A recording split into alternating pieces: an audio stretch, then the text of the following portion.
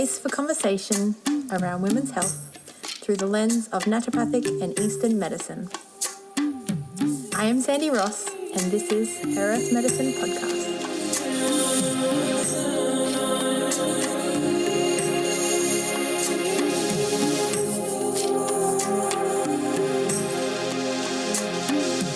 This podcast is multi-leveled. Episodes for patient education to graduate practitioner level. Thank you for tuning in, and I hope you gain value from this episode. Ancient practitioners of Chinese medicine called menstruation tian gui, or heavenly water, because they believed that menstrual blood was different from the blood that circulates through and nourishes our body. There's an ancient practitioner, a 7th century Chinese gynecologist, Fui Jing, and he wrote about menstrual blood not being blood but heavenly water originating from within the kidneys. And it is red like blood, but it is not blood, and that's why they call it the heavenly water.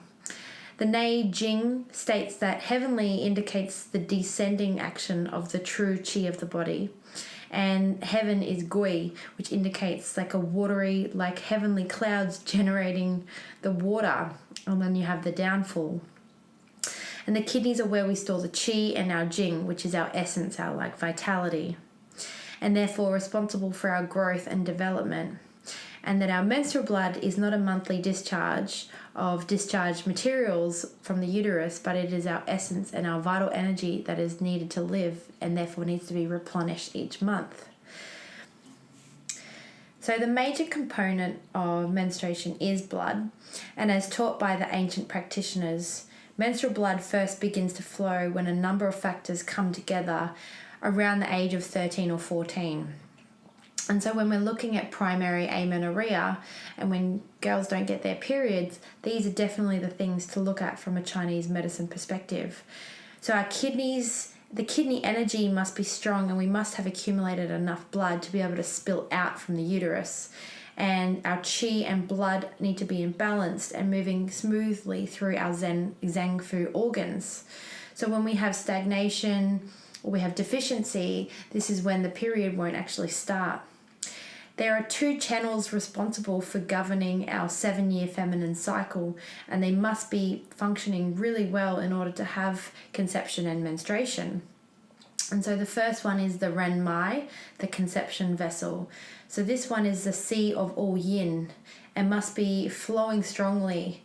The second is the penetrating vessel, or the Chong Mai, which we call the sea of blood. And so this must be abundantly supplied with blood. So when these 2 channels come together, this is when we begin to menstruate. The start of what we call heavenly water from a Chinese medicine perspective is a huge milestone in the feminine cycle, and it is the beginning of the reproductive phase of our lives and marks a turning point in terms of health, from becoming a child into becoming a woman. And the onset of the menstruation being such a radical transition into the feminine, it really does need to be supported with special attention and care. And so Chinese medicine has a lot of little tools and tricks that can be incorporated into the lifestyle and into the diet to really support the feminine cycle. To understand how to harmonize heavenly water and the menstruation from a traditional Chinese medicine perspective can be kind of hard to get your head around when you first hear it.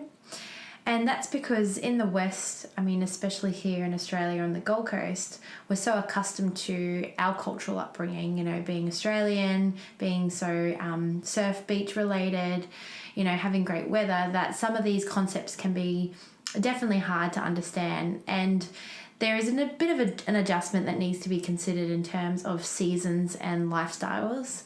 We are not in the freezing cold in the winter here, and so some of these things can be softened when I do talk about them.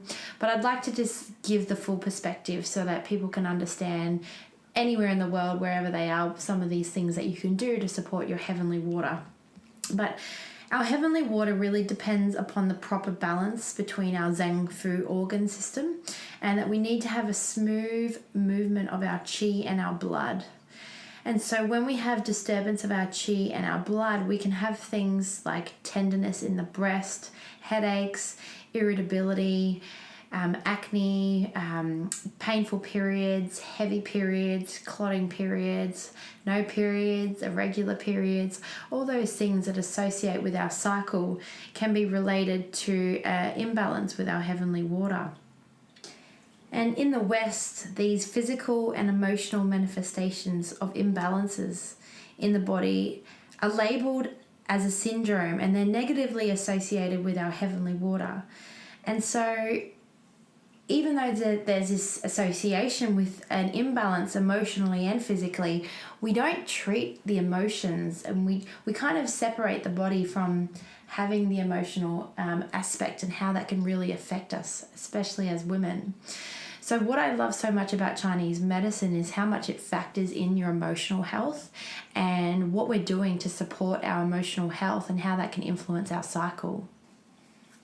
So self-care, or what I love to always talk to my patients about as a ritual, because it means something that you consider as a habit that you connect with a time during our heavenly water, is so important to be rooted into the self-care that we take on as a woman.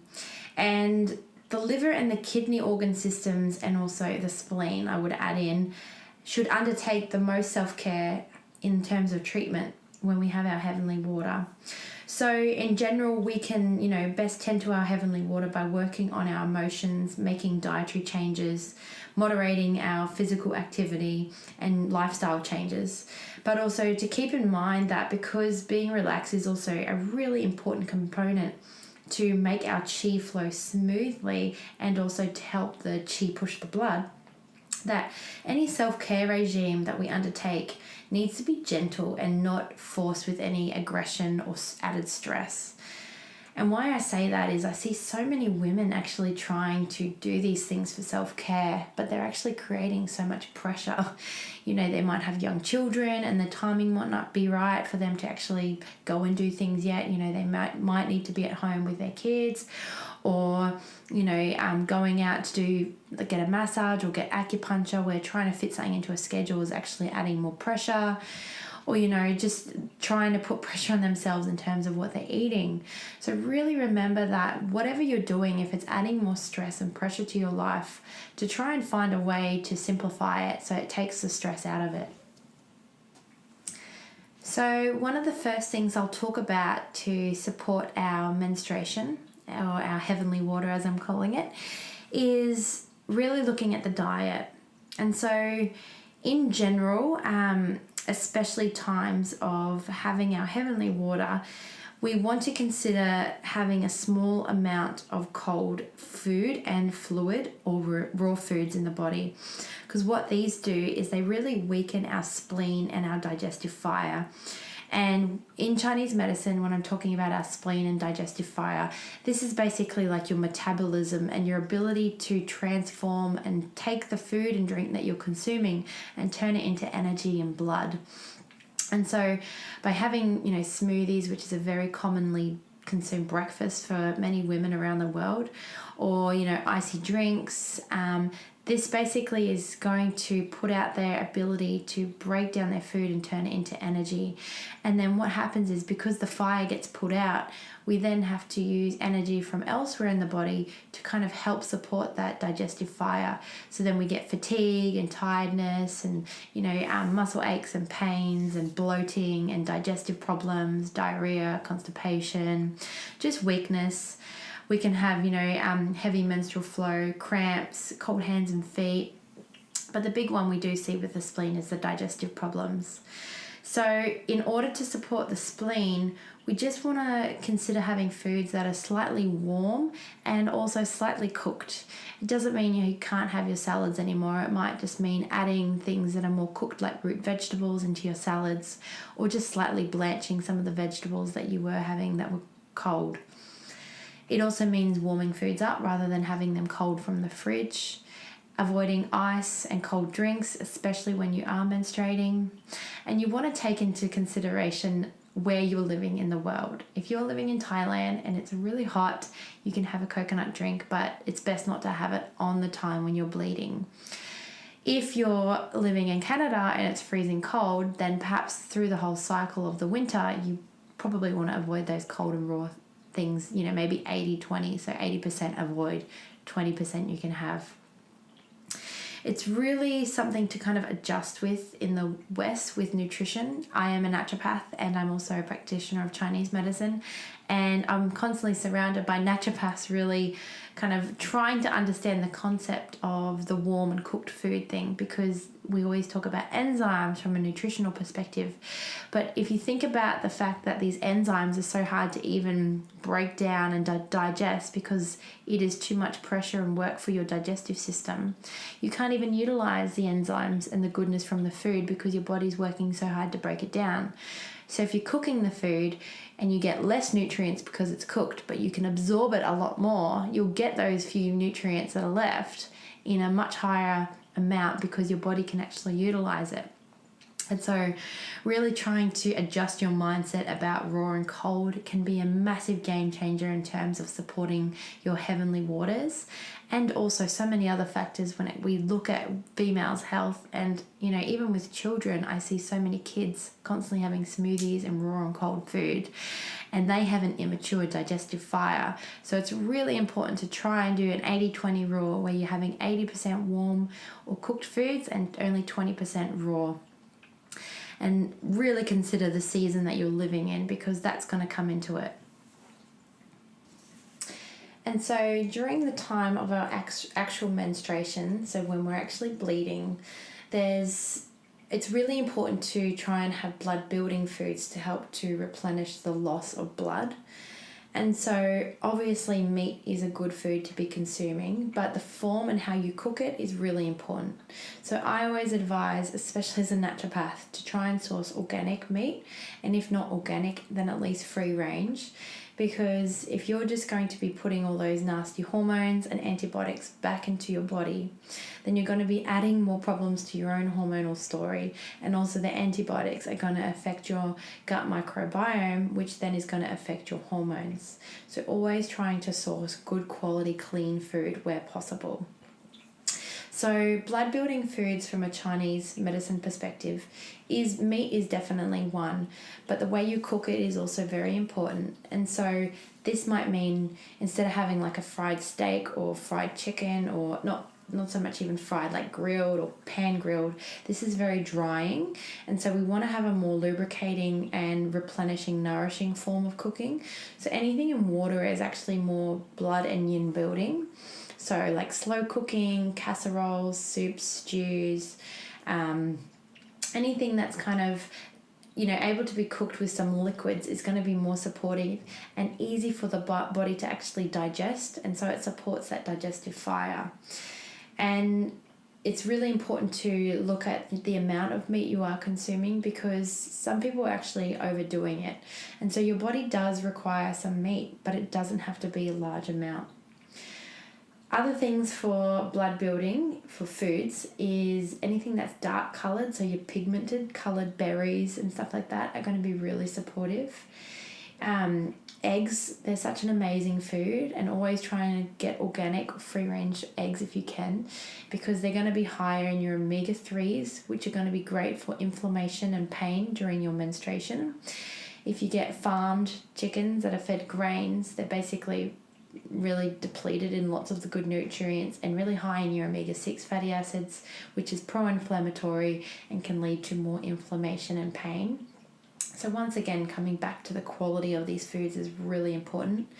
Chicken liver is actually a really supportive blood building food, and it's something that you can mask in your meals, and you only need a very small amount of liver to actually get some benefits out of it.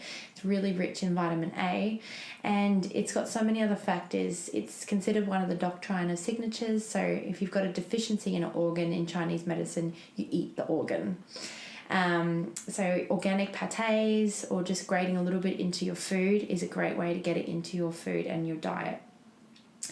Your leafy greens are really good for blood building. So, your spinaches, anything that can be cooked and sauteed down, or your leafy greens, your bitter greens, they're going to be really great for helping with blood building.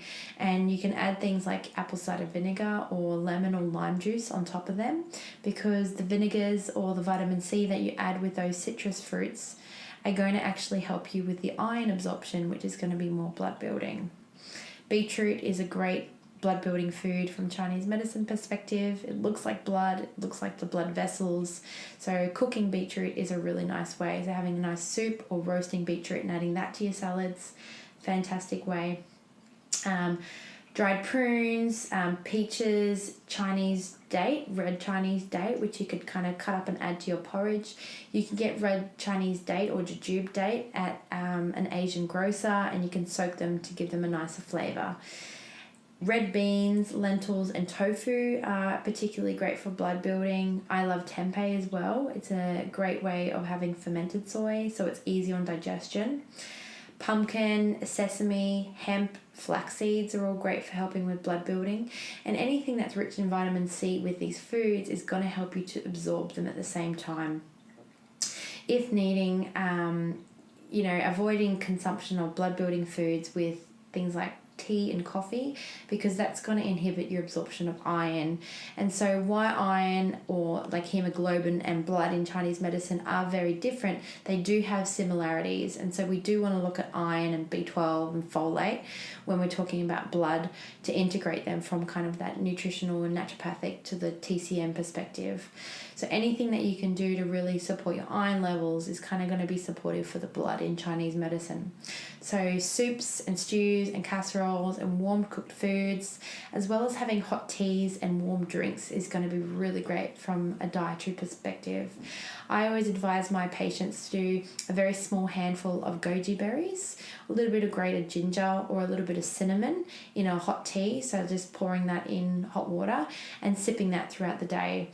There's definitely some added herbs we can put into that, like the longan fruit and the red Chinese date, to make it more blood building. But even just starting with those basic things that most people have in their pantry at home can be an excellent source for helping with the blood, and also helping the spleen to be stronger to digest the foods that are blood rich, basically, from that TCM perspective. So another thing to support the heavenly water from a Chinese medicine perspective, and this was something that really kind of sunk into me when I was actually studying in China. I studied in a martial arts academy for about 3 months before I went to the Chinese traditional hospitals, and it was freezing cold. It was winter there in North China, so it was extremely cold, and we were sitting on the concrete, just basically outside, sitting on the concrete, and one of the masters came over, the shifu, and said to me and my friend, "Get up and don't sit there because you won't get your period," basically.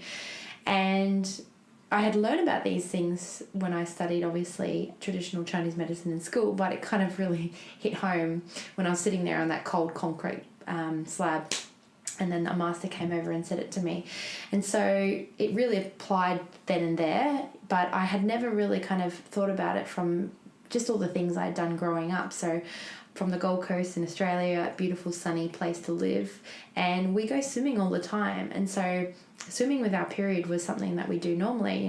We don't take that into consideration, which is probably fine if everything's going well. But when this starts to become imbalances with the hormones, this is when things actually do need to be modified. And especially, I've worked over the years a lot with infertility or fertility disorders. And so this is when some of these things I really ask my patients to take seriously. So swimming with your period is actually a big no-no in Chinese medicine.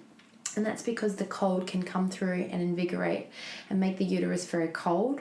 And one of the main kind of TCM diagnoses for fertility disorders is cold uterus. And so we don't really want to have anything that invades our uterus and makes it cold. So warm baths are okay, but it's more swimming in the cold water of a pool or the ocean that is kind of forbidden. And the flow is supposed to be coming out. So having things flow in is not ideal. And the other thing to consider is, because blood is flowing outwards from the uterus during our heavenly water, so the body is in a state of already qi and blood deficiency, with blood being lost. So we are more vulnerable to invasions by exterior factors like the cold. And so, having the cold food coming in and having cold waters and stuff like that coming in can actually cause big problems from a TCM perspective in relation to our menstruation. So another thing to do, as well as sitting on cold surfaces, is also what you're wearing on your feet.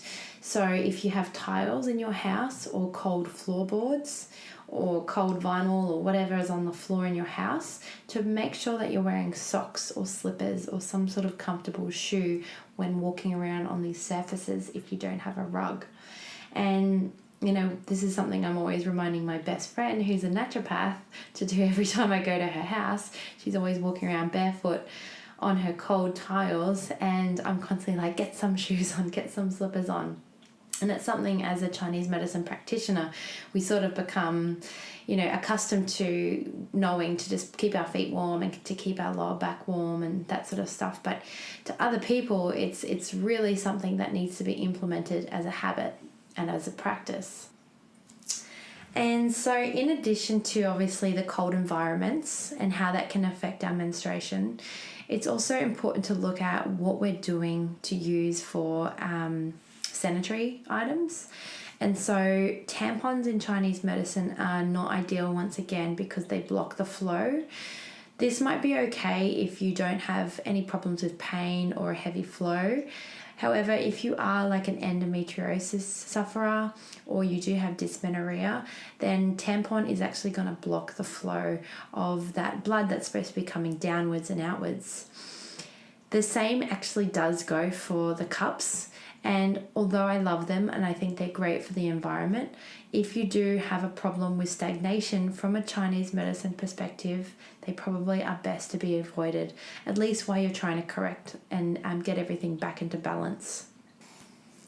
So I often advise to my patients to try just getting organic sanitary pads or the period undies if they're open to trying them, and then perhaps using the cups once again, if needed, once everything's back in balance. But like I said, if you do have problems with dysmenorrhea, painful periods, or endometriosis, they're probably best to be avoided because they block that flow that's supposed to be coming down and outwards. Another consideration for when we have our heavenly water is our exercise. And so it's not discussed ever in the West in biomedicine. We're not taught it in school to take rest when we actually are menstruating. But it's discussed so much in almost every culture that I've ever spoken to around the world. I actually practiced for almost 4 years in Bangkok, Thailand, and I was, my boss over there is Indian Thai, and so I was really a part of a big Indian community and getting to understand their culture. And so was my partner Jessie, who at the time was a personal trainer and was training most of these women. And it was so funny because once a month he would always have like almost the entire week off because all the women would cancel their exercise because they didn't want to do any exercise when menstruating. So they're taught from the get-go that you need to take rest when menstruating. I learned about this through my yoga practices, and I actually did a yoga teacher training in 2012 in India, in Rishikesh, and they spoke a lot about it at the time, but I hadn't really been taught much about it when I was practicing yoga in Australia. They might say don't do inversions if you're on your moon cycle, but it was sort of left at that. But my guru over there actually said that women don't do any yoga when they have their periods. They only do their meditation. In traditional Chinese medicine, it's a time to take rest and do things more like Qigong and Tai Chi, and to just really replenish the energy of the body, because Qi is sort of translated into energy, and also we're losing so much blood, which is so important for our energy as well, that it's just so important to nourish and take rest if we're feeling tired and fatigued. In saying that, it is totally fine to go for a walk or to do a yin yoga class or to do some movement, go for a bike ride, anything that makes you feel okay, but to really listen to your body if you're feeling tired and like you don't want to wake up for that early Pilates class or that early yoga class or go to the gym because you're just feeling flat. Listen to your body. It is telling you it needs rest. So I think that that's probably enough information that I've shared with you on how to get started to support your heavenly water, the do's and the don'ts. And I definitely encourage you, go back and listen to this episode again, take some notes, share it with your girlfriends, your family, if you think there's things that they will get out of this podcast episode. Because as a naturopath and a practitioner of Chinese medicine, I often see that people will come to me after seeing a naturopath, maybe for endometriosis or some sort of fertility condition, and they're doing all the right things naturopathically, but it's those blockages that we can see from that Chinese medicine perspective that really shift the picture of health. And so sometimes it's the simple things about the environment, those cold associations, the foods and the herbs. Sometimes they're taking things that are actually too cold for the body. So I really encourage you to shift some of those things that you're doing and that it ticked a box for you that, I really need to work on wearing socks, keeping myself more warm, not going swimming in the freezing cold, not overdoing it with exercise when I'm on my first day of my menstrual cycle and I feel like crap and I really just want to take rest, to eat more of the foods that your body is actually craving, but to eat them in a way that's going to be more nourishing, so more of those warm cooked foods rather than extra, cold and raw foods. And just really consider the holistic aspect of what we do around our menstrual cycle and how it can become sort of like a ritual and a habit, as I said in the podcast, to really support and encourage having a healthy menstrual cycle, a healthy heavenly water. So I hope you've enjoyed this episode, and I'll definitely be sharing a lot more on this topic throughout my podcast. So stay tuned and subscribe if you haven't subscribed just yet. I hope you enjoyed this episode. Have a lovely day.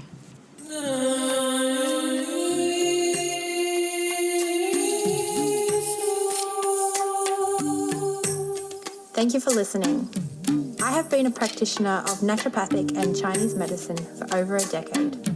I have a master's degree of health science and I am an academic lecturer at Australia's leading natural medicine college. I am available worldwide online for bookings. Simply go to sandirosshealth.com.